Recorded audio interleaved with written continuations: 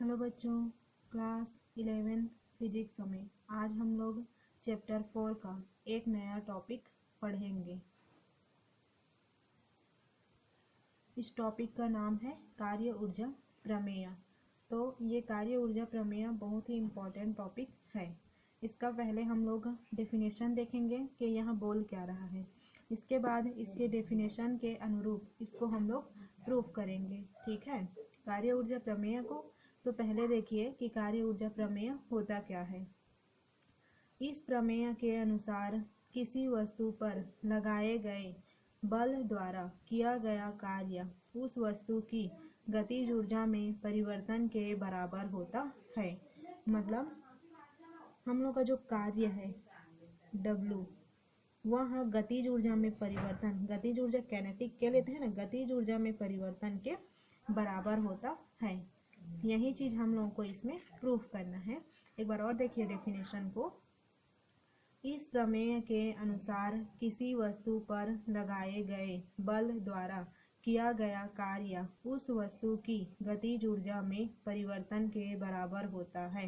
मतलब एक वस्तु है जिस पर किया गया कार्य, ठीक है, किया गया कार्य उस वस्तु पर लगाए गए, उस वस्तु पर जो बल लगाते हैं तो उसमें गतिज ऊर्जा उत्पन्न होती है। उस गतिज ऊर्जा में परिवर्तन के बराबर होता है। मतलब W इक्वल टू डेल के। ठीक है, किया गया कार्य उस वस्तु में उपस्थित गतिज ऊर्जा में परिवर्तन के बराबर होता है। ये हम लोग का क्या है, कार्य ऊर्जा प्रमेय है। आई होप आप लोगों को इसका जो थ्योरम का कथन है वो समझ आया होगा। अब जो इस कथन के अनुरूप W इक्वल टू डेल के, इसको मैं प्रूफ करके आप लोगों को दिखाऊंगी। ये बहुत ही इम्पोर्टेंट क्वेश्चन है। देखिए इसका प्रूफ हम लोग कैसे करेंगे। पहले तो हम लोग मानते हैं कि हम लोग का वेग क्या है, उसका द्रव्यमान क्या है, त्वरण क्या है, बल क्या है और उसकी दूरी वगैरह सब चीज को। तो देखिए, माना कि m द्रव्यमान की एक वस्तु u वेग से गतिमान है, तब f परिमाण का बल लगाने पर उसका त्वरण a हो जाता है तथा बल s दूरी तय करने पर उसका वेग भी हो जाता है। मतलब हम लोग का एक द्रव्यमान m द्रव्यमान का एक वस्तु है जो कि u वेग से गतिमान है, ठीक है। तब उस पर f परिमाण का बल लगाते हैं। बल लगाने से उसमें त्वरण उत्पन्न हो जाता है और जो बल है वह s दूरी तय करने पर उसका जो वेग है वो u से v में परिवर्तित हो जाती है। ठीक है, तब देखिए, तब न्यूटन के द्वितीय नियम से, न्यूटन का द्वितीय नियम क्या होता है, F equal to m a करके होता है। तब न्यूटन के द्वितीय नियम से F equal to m a होता है। ये मेरा इक्वेशन नंबर फर्स्ट है, ठीक है। तथा गति के तृतीय समीकरण से, गति का तीसरा समीकरण क्या होता है मेरा, v का स्क्वायर इक्वल टू u का स्क्वायर प्लस 2a करके होता है। ये मेरा गति का तृतीय समीकरण है। v का स्क्वायर इक्वल टू u का स्क्वायर प्लस 2a है। अब देखिए, यहाँ से जैसे मैं f का मान निकाली वैसे इसमें विस्थापन s का मान मैं निकालूंगी। तो कैसे करना है, v का स्क्वायर इसी साइड रहेगा, u के स्क्वायर को इधर ट्रांसफर करती हूँ तो इस साइड आएगा, तो ये इधर पॉजिटिव है तो इधर आके नेगेटिव हो जाएगा। ठीक है, तो ये हुआ v का स्क्वायर माइनस u का स्क्वायर, फिर इक्वल ये है 2as, तो 2as हो गया। अब देखिए v का स्क्वायर माइनस u का स्क्वायर ज्यों का त्यों है, ये 2a जो दूरी के साथ s के साथ मल्टीप्लाई में है, ये इधर आके डिवाइडेड में हो जाएगा। v का स्क्वायर माइनस u का स्क्वायर बटा 2a हो गया, फिर इक्वल s का s। इसको मैं सीधा रूप में लिख देती हूँ, s इक्वल टू v का स्क्वायर माइनस u का स्क्वायर अपॉन 2a। ये देखिए मेरा इक्वेशन नंबर फर्स्ट में मेरा f जो मेरा बल है उसका मान निकला हुआ है। इक्वेशन नंबर 2 में जब मैं गति के तृतीय समीकरण का यूज की तो यहाँ से मेरा जो दूरी s है उसका मान निकला हुआ है। क्योंकि हम लोग जानते हैं, देखिए हम लोग को प्रूफ करना है W इक्वल टू डेल के, तो W कार्य है तो कार्य बराबर क्या होता है, बल गुणित विस्थापन। इसीलिए मैं बल निकाली, उसके बाद गति के तृतीय समीकरण से विस्थापन निकाली ताकि इन दोनों का मान इधर मैं कार्य के लिए भर सकूं। तब यहाँ पे देखिए बल द्वारा किया गया कार्य, ठीक है, अभी मैं बताई, हम लोग को पता है कि हम लोग को प्रूफ करना है कार्य है वो हम लोग की गतिज ऊर्जा में परिवर्तन के बराबर है। इसलिए मैं बल द्वारा किया गया कार्य निकाली, तो कार्य बराबर W बराबर मेरा F S है। ठीक है, बल द्वारा किया गया कार्य, बल द्वारा किया गया कार्य W बराबर मेरा F S है।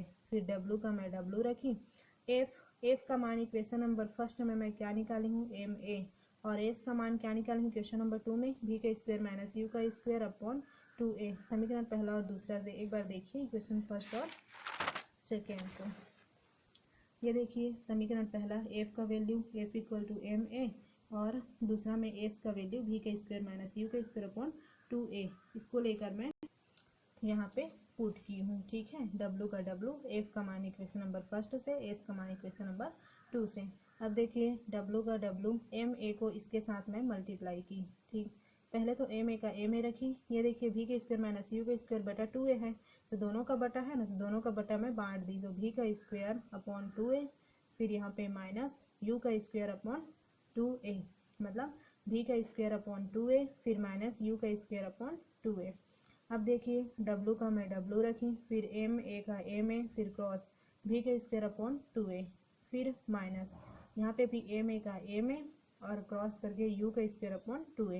ये देखिए W का W, M नहीं, यहाँ पे A कट रहा है ना, A से कट गया तो बचा यहाँ पे 1/2 M V का स्क्वायर, फिर माइनस 1/2, ये A और ये कट गया तो M U का स्क्वायर।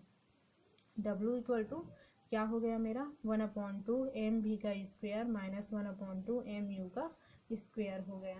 ठीक है, अब देखिए जहाँ मेरा क्या है 1/2 M V का स्क्वायर वस्तु की अंतिम गतिज ऊर्जा है, 1/2 M V का स्क्वायर मेरा है वस्तु की अंतिम गतिज ऊर्जा है, और ये मेरा 1/2 M U का स्क्वायर वस्तु की प्रारंभिक गतिज ऊर्जा है।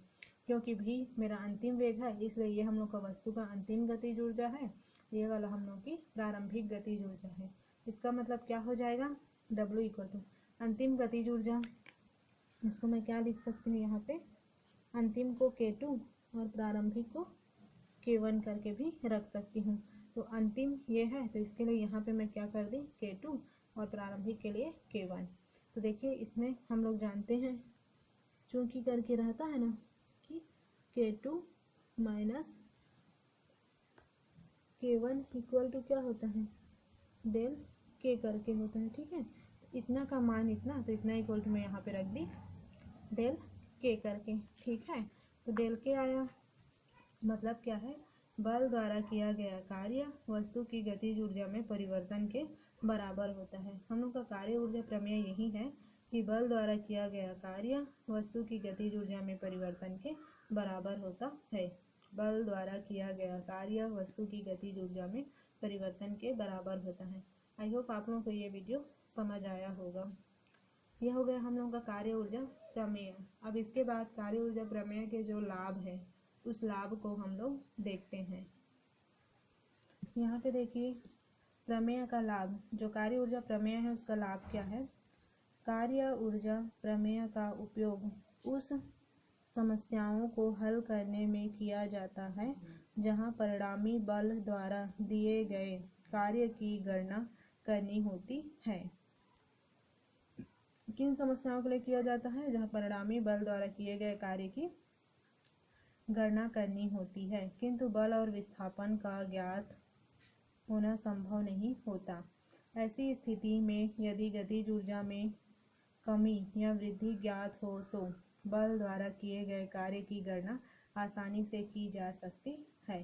ठीक है, इसमें हम लोगों का क्या है W equal to del K, तो W इक्वल टू कार्य बराबर क्या होता है बल गुणित विस्थापन। जब बल और विस्थापन ज्ञात होगा तो कार्य आसानी से ज्ञात हो सकता है। ठीक है, इस प्रकार से ये हम लोग का प्रमेय का लाभ है। यहाँ पे मेन पॉइंट है कार्य ऊर्जा प्रमेय का उपयोग उन समस्याओं को हल करने के लिए किया जाता है जहाँ परिणामी बल द्वारा किए गए कार्य की गणना करनी होती है। और हम लोग जानते हैं कार्य की गणना कैसे करोगे, कार्य का फॉर्मूला क्या होता है बल गुणित विस्थापन। तो पहले आप लोगों को बल ज्ञात करना है, फिर विस्थापन ज्ञात करना है, फिर दोनों का वैल्यू जब आप लोग रखोगे तो कार्य का मान आसानी से प्राप्त हो जाएगा।